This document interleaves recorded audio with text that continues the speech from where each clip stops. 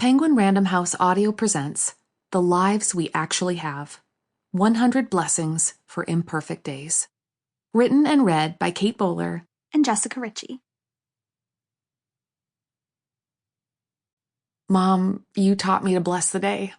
Your early morning faith is a wonder, even though it makes you have to go to bed at roughly 7 p.m. For my not-so-little sisters, any courage I have, I borrowed from the four of you. You have gotten me through my best and worst and most mediocre of days. How lucky am I to have your DNA woven in mine?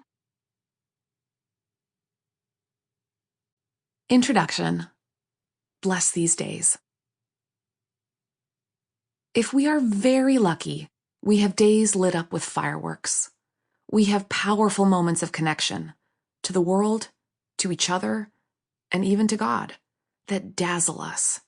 Suddenly, beauty and possibility are everywhere. We thought we were living any old day, but no, we find ourselves amazed by truths we didn't set out to learn. Some days steer us straight toward the divine.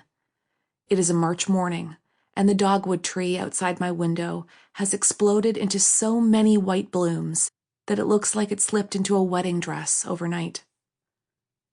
And I remember that creation is conspiring to fill me with awe and interrupt my productivity. If I stay in my air-conditioned office all day, I can avoid gratitude for God's creation altogether and finally empty my inbox, praise God. Or I might find an evening that wraps me up in familial peace. The television is buzzing, and my father and I are curled up on the couch, my head resting on his warm stomach to feel the slow rise and fall of his breath. Inhale, exhale. We are feeling any space between us evaporate into the very air we breathe. Usually, there is no way to predict whether our days and our nights will offer us much of anything, except that, every now and again, we find a normal, probably boring, night turns around in an instant. It is late in the evening, and I am in a shuttle bus full of polite colleagues.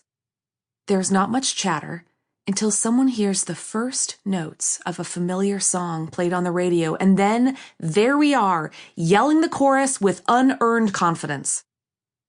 Nothing is more powerful for me than the moment latent in each day when I feel the rainbow bridge connecting my young son's, secretly evil, heart with mine.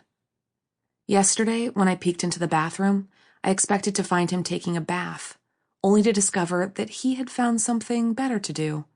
He was sopping wet and wearing enormous scuba goggles, huddled over the hot air vent with a towel ballooning around him. He was pretending to be a skydiver barreling toward Earth. No words of explanation, he simply glanced up at me, wind flapping his hair, and grinned. We have days that shimmer. We feel lit up by the shocking joy of connection and love. These are moments in each day when we might look at each other and say, whatever you are, I am. Wherever you are, you can't drag me away. We are the wild things that children's book author Maurice Sendak understood so well. At the thought of our separation, we gnash our terrible teeth and roar, I'll eat you up, I love you so. We feel this way, ferocious in our love, because we know. We know how fleeting these moments can be. Some days are filled with fireworks, yes, but most are not. We are living in difficult times, and we can see it all over our calendars. There's an appointment for a teenager's anxiety disorder or a visit to the nursing home. The mail is full of paperwork about the divorce, medical bills, school debt, or overdue credit cards. It would be embarrassing if someone else knew how much of our time gets sucked into arguments with our partner, our family, or the friend who's breaking our heart. We want to be climbing metaphorical mountains, but who would do the dishes?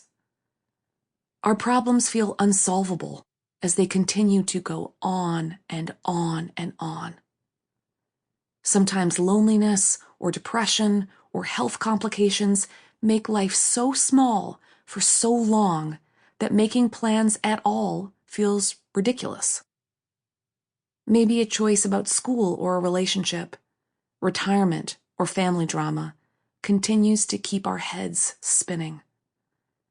Our minds churn and our hearts lurch at the thought of what crisis we must confront next. Or perhaps we feel the dullness of a set of obligations that makes each day a tight routine. Mondays are this, Tuesdays are that. There's little room for surprise or joy because flexibility is a thing of the past. Other people are taking vacations or having long dinners with friends, and we can almost taste the bitterness when we hear about it. I clearly remember a moment when the burden of my daily, weekly, monthly routine of cancer was so great that I briefly lost my mind when I saw two women sitting in front of a restaurant on a warm spring day eating elaborate salads. And I yelled, "Who has time for salads?" I don't remember if those poor women heard me, but I could hear in my own voice that the question felt shockingly existential. Truly, who has time for salads when time is flat and hard? Contrary to most of the advice of the self-help and wellness industry, our days are not simply a reflection of our choices. We are not a tally sheet of all our yes and no decisions. We like to imagine that we are built out of every small choice we made. In fact, American culture, I say this lovingly as a Canadian, makes it difficult to say otherwise.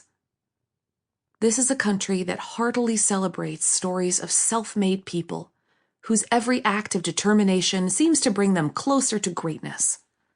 And who wouldn't be inspired by the courage of seeing someone try and act and change?